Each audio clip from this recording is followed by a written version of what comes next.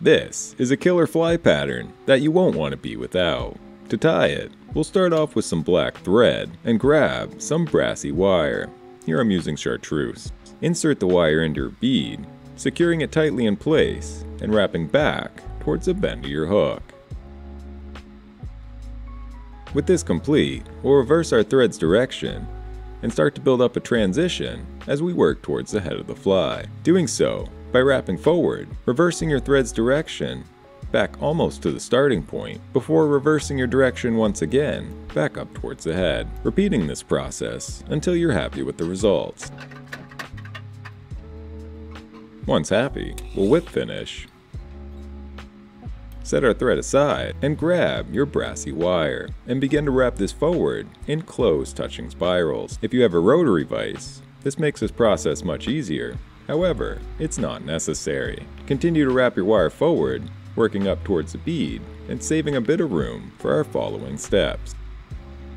Once complete, we'll secure our wire in place, taking thread wraps both in front as well as behind the wire, before helicoptering the excess free.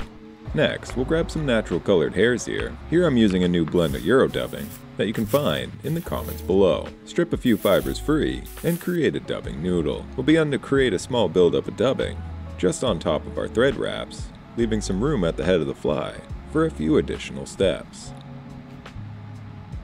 With this complete, we'll brush it out to give it a nice, buggy look. Next, we'll grab a CDC feather.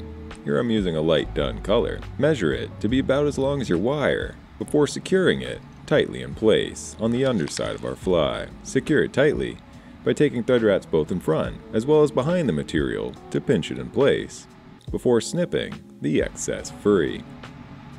Cover up your tag ends and grab some saddle hackle. Here I'm using grizzly. We'll secure a few tips of our grizzly hackle to either side of our fly pattern. However, I should mention that this pattern is originally tied with mallard flanks, which will help sink it a little faster. However, this fly sinks plenty fast, and I prefer the look like this. Snip your excess free, cover up your tag ends, and grab some more dubbing. This time, we're using black, mixed in with a bit of ice dubbing. Blend them together, create a dubbing noodle, and begin wrapping this just in front of our other materials until you reach your bead. Pull everything backwards, adding a few thread wraps in front, before brushing it out to give it a nice, buggy look.